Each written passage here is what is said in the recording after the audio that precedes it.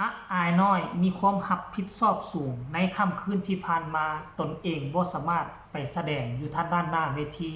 ให้ FC แฟนคลับได้เบิ่งได้ชมเพราะว่าบ่สบายนอนอยู่ที่โรงพยาบาลแต่นางก็ยังส่งข่าวทางข้อความอยู่ทางแอปฝากไปถึงบรรดาพ่อแม่ FC ว่าแนวนี้กับทักทายสบายดี FC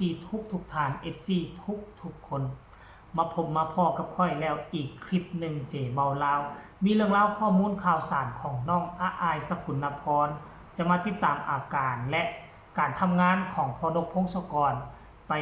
ขึ้นคอนเสิร์ตมือวานนี้ในลูกซาวนาแบรนด์เนาะมือขึ้นนี่ก็มวนสนุกสนานอึกทึกคึกเคิมเพราะว่ามีคนดังตัวเขาเอิ้นว่าตัวก๊อปปี้สาวคนดังสาวไม่ค้าขายออนไลน์อยู่ทั้งประเทศคาเมนปัจจุบันนี้กลับกลายมาเป็นคนโด่งคนดังอยู่ทางฝั่งไทยเมื่อก่อนนี่เงินหายงานฮดบ่มีมาเดี๋ยวนี้ไปเกาะกระแสทั้งพี่น้องฟังคาเมนก็เฮ็ดให้มีเงินมีงานคิวงานนี่เต็มเอียดท่านผู้ชมเนาะก็คือว่าแหละทุกมื้อนี้มันเป็นยุคโซเชียลผู้ใดตามทันผู้นั้นก็จะโด่งจะดังปังไปเนาะหลังจากนั้นน้องอายก็ได้ออกมาเคลื่อนไหวท่านผู้ชมคือน้องอยากไปร่วมงานน้ำพอแหละปกติน้องจะเป็นตัวเด่นตัวรักคณะครูกับพนกพงศกรแต่ในเมื่อน้องอายบ่ได้ไปทุกคนก็ต้องถามหาอยู่แล้วแต่ว่าทุกมือนี้มันโชคดีในนึงว่ามันเป็นยุคโซเชียลเขาสามารถฮู้เหตุผลว่าเป็นอย่างน้องอายจึงบ่มาและเจ้าภาพเจ้าการเจ้างานบรรดา FC แฟนคลับที่ไปร่วมงานเขาก็ฮู้อยู่แล้วมันก็เลยบ่เกิดกระแสการฮือฮากันคันคือสมัยแต่กี้แม่โซเชียลยังบ่ทันกว้างไกลคือแนวนี้ถ้าขึ้นป้ายว่ามีน้องอายมีพนกพงศกรมีศิลปินผู้ใดได้มาแต่ฮอดชั่วโมงนั้นมาศิลปินบ่มาบ่เห็นหน้าอายเขาขึ้นได้ของขึ้นเลยได้ FC แฟนคลับคือสมัยแต่ก่อนคือทุกมื้อนี้โลกโซเชียลเนาะบ่จำเป็นต้องประกาศให้ฮู้เขาก็ฮู้แล้วแหละเฮาเคลื่อนไหวคือน้องอายนี่เคลื่อนไหว FC แฟนคลับเคลื่อนไหวว่าอายบ่สบายไปนอนโรงพยาบาลนั้นโรงพยาบาลนี้เจ้าภาพเจ้าการเจ้างาน FC แฟนคลับเขาก็เข้าใจเนาะแล้วน้องอายเคลื่อนไหวว่าแนวไหนส่งข้อมูลข่าวสารไปช่วยพอคือแนวไหนเดี๋ยวจะอ่านสู่ฟังเด้ออีลากราบขอบพระคุณแม่ป้าที่ฮักล่าคนนี้ที่คอยสนับสนุนอีล่าเสมอมาไล่พอจ่าวันนี้ผ่านพ้นไปด้วยดีอีล่าอยากมาร้องเพลงช่วยพ่ออยากมาร้องเพลงให้แม่ฟังแฮงแต่หมอให้อีล่านอนโรงพยาบาลขอโทษแม่ทุกคนนะคะแล้วก็ขอบคุณที่บ่ทิมบ่ปะอีพอจ่าและย่านุอีล่าจะรีบหายรีบกลับมาสร้างความสุขให้แม่เด้อค่ะขอโทษหลายๆเด้อค่ะ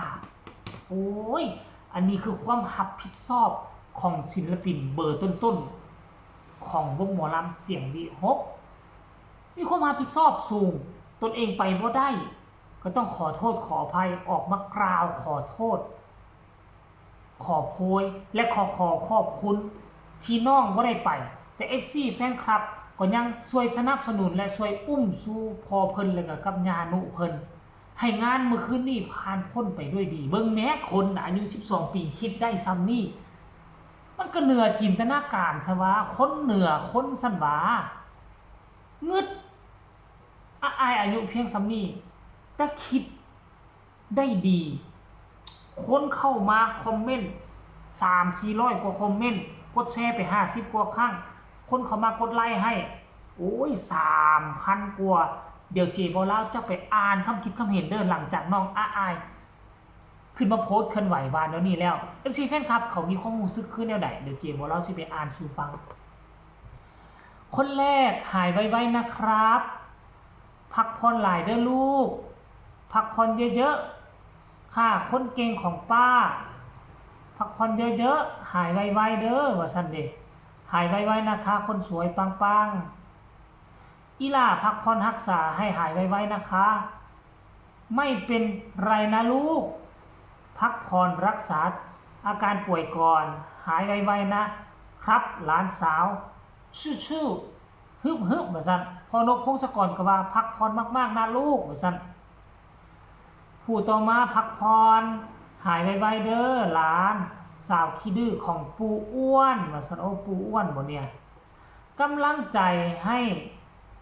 มีให้หลานอายเสมอนอนพักผ่อนนะคะคนดีจะได้หายไวๆพักผ่อนร่างกายให้เต็มที่ขอให้หนูหายเร็วนะว่าซั่นส่วนใหญ่ก็เป็นคำส่งกำลังใจให้น้องอายแหละเนาะไม่เป็นไรนะลูกให้กำลังใจตัวเองเยอะและรักษาตัวเองหายก่อนแม่รักและเข้าใจอย่างน้อยก็มีพ่อจ๋าทำหน้าที่แทนอยู่ตรงนี้นะอันนี้แหละคือส่วนหนึ่งซะอ่านหลายมันเกิดสิอันนั้นท่านผู้ชมสรุปแล้วหลังจากที่น้องอ้ายเคลื่อนไหวเนาะ FC แฟนคลับก็ดีอกดีใจที่เห็นศิลปินตัวน้อยมีความรับผิดชอบสูงขนาดนี้ตนเองบ่ไป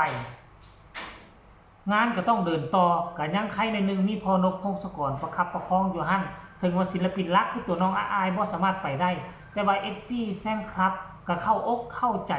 ในอาการป่วยของน้องอ้ายในตอนนี้ก็เลยเข้ามาให้กำลังใจเข้ามาขอบคุญขอบคุณและเข้ามาให้กำลังใจกันอย่างล้นหลามเลยท่านผู้ชมตอนนี้คือน้องอ้ายมีกำลังอกกำลังใจเต็มเปี่ยมพร้อมที่จะสู้กับอาการป่วยและคาดว่าอีกบ่เกินมื้อ2มื้อนี้น้องอ้ายก็คงจะได้ออกมาสร้างสรรค์ผลงานให้บรรดา FC แฟนคลับที่รอคอยติดตามชมน้องอยู่ตลอดเวลาเนาะนี่ก็คือการเคลื่อนไหวล่าสุดของน้องอ้ายนั่นเองตนเองบ่ไปก็รู้สึกว่าเป็นห่วงอยู่ทางหน้างานว่ามันจะเป็นอีหยังบ่มันจะเกิดข้อยุ่งยากคือแนวใดน้องก็เลยออกมาเคลื่อนไหวเพื่อขอโทษขอโพย FC แฟนคลับและผู้จัดผู้จ้าง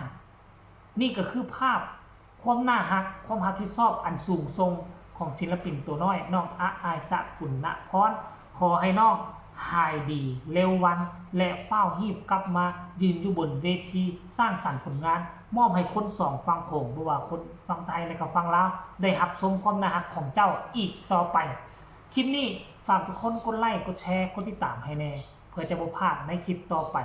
ที่สำคัญอย่ากดข้ามโฆษณาใครมีคำตำหนิติชมคำคิดคำเห็นคือแนวใดอยากส่องแสงมาหาเจบ่ลาวก็สามารถส่งข่าวมาใต้คอมเมนต์พบกันใหม่ในคลิปหน้าสบายดี